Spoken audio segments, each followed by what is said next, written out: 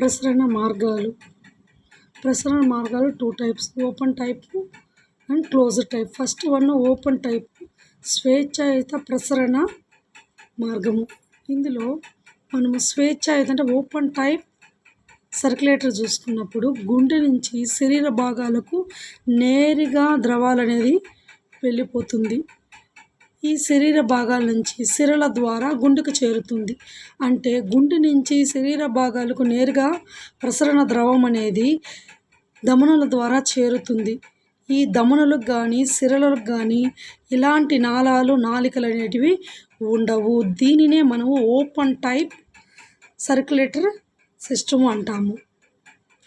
ఇందులో నాళాలు కానీ ఉండవు.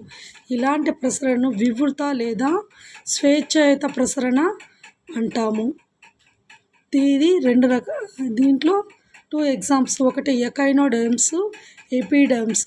ఈ ఎపిడర్మ్స్లో ఏంటి అంటే గుండె నుంచి శరీర భాగాలకు ప్రసరణ ద్రవం అనేది ధమనుల ద్వారా నేరుగా శరీర భాగాలకు చేరుతుంది. మళ్ళీ ఇక్కడి నుంచి ప్రసరణ ద్రవం అనేది గుండెకు సిరల ద్వారా చేరుతుంది.